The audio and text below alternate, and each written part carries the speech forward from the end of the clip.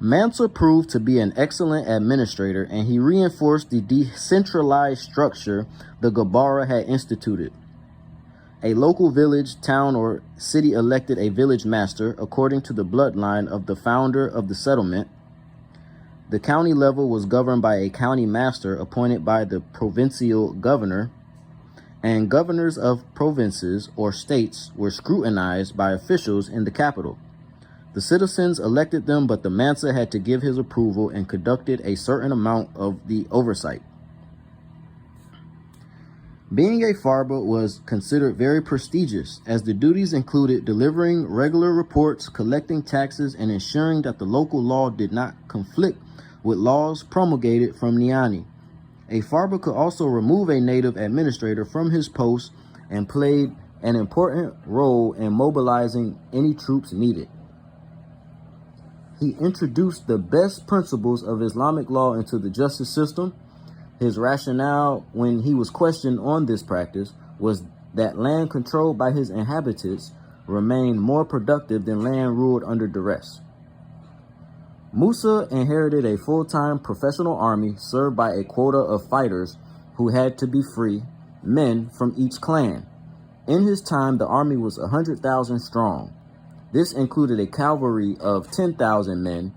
The army was divided into a section responsible for the northern border, commanded by a Pharaoh, and a section that was based fairly close to the capital, which was responsible for the southern border under the command of the Sankar. The infantrymen were Sofa, quiver men, 10 to 20 men, 10 groups together consisting of 100 to 200 men.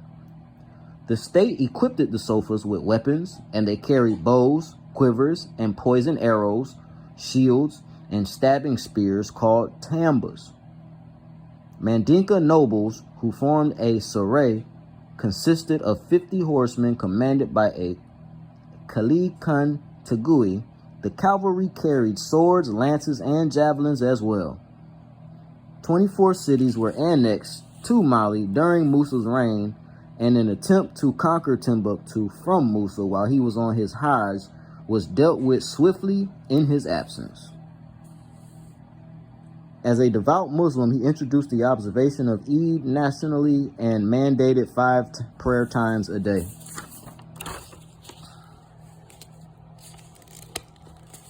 This is trade and Mansa Musa's Mali. Mining is one of the most ancient industrial endeavors. Digging the earth for gold, copper, silver, and other ores was established in Egypt around 4000 BC, and by 1000 BC, it has spread to West Africa. A historian explained the importance of mining and its religious significance. Because ores abound in nature, the process of ore procurement in Africa involved negotiations between the living, the dead, and the deities through the mediation of intermediaries, such as spirits of the land. For the living to cross the nature, culture, boundary to extract ores from the earth's belly, a number of rituals and taboos were conducted to propitiate ancestors. There are few archaeological traces of rituals associated with mining. However, ethnographically, in most parts of sub-Saharan Africa, from the Dogon of Mali and West Africa to the Nanja of Zimbabwe, miners use medicines to neutralize malevolent influences during the process of mining. Whew, that sounds like witchcraft, y'all. By the time the Arabs conquered West Africa, their monetary system was founded on gold. Niger and the Senegal were providing a lucrative supply. Mali literally supplied the West with most of its gold for nearly 800 years. Of course, gold was a demand all over the world, and travelers through West Africa were delivering reports of its availability in the land of gold as they returned to Europe and the North Islamic states. Gold embroidered caps, golden saddles, shields, and swords mounted with gold, and dogs' collars adorned with gold and silver. The Western world's demand for gold was based not only on jewelry and ornament, but also for coins being minted throughout Europe. Mansa Musa kept a tight hold on gold production. These mines were carefully protected by locals and not revealed to the actual traders. Men, women, and children were all involved in the process, as men would dig for ore in the mines or dive for the sand carrying alluvial gold. And the women and children would do the winnowing. The children might even work the shallow streams on their own.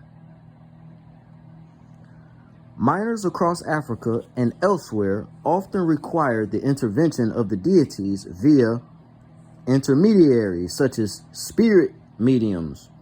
Medicines were an important part of the mining ritual, for good medicines kept malevolent influences at bay while making it easier to find ore. Under such circumstances, offerings and sacrifices were made to the ancestors in the form of beer or chicken. Okay. Gold mining seems to have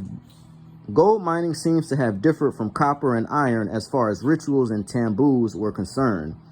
It relied heavily on the labor of women and children, and yet involved substantial underground excavation.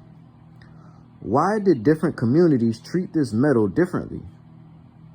Presumably, this stemmed from the fact that gold exists in pure form in nature, thereby contrasting with copper and iron that underwent dangerous heat-mediated chemothermal transformations to produce usable metal. And trade was only allowed in gold dust, which would be secured in large bags and loaded on camels.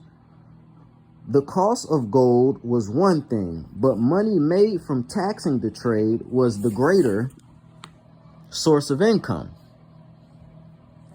Availability of water, and secondly, shelter. Okay, so travel across the Sahara was not easy, nor was it particularly safe, so certain trade routes became established and popular, primarily dictated by the availability of water and, secondly, shelter. The support structures of fresh camels and the markets to sell and buy goods, provisions, banking services, doctors, guides, and security guards gave rise to trading towns like Timbuktu, Gao, Sigi Massa, Kumbi Salah, and Aldegost. Goods arriving at these centers would be taxed. Goods leaving them would be taxed, and that was directly responsible for Mali's abundant wealth. The English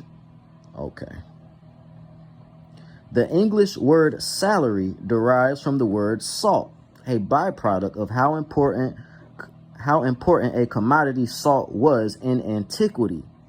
Salt was often used as a payment for work or goods received, in part because salt was scarce and not generally available. It is important for health and is the main source of sodium and chloride ions for people, essentially for nerves and muscle function.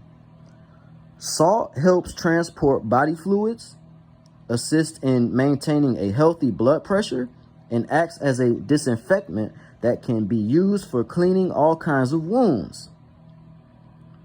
A preservative, particularly in hot climates, preserved food could be conveyed over great distances.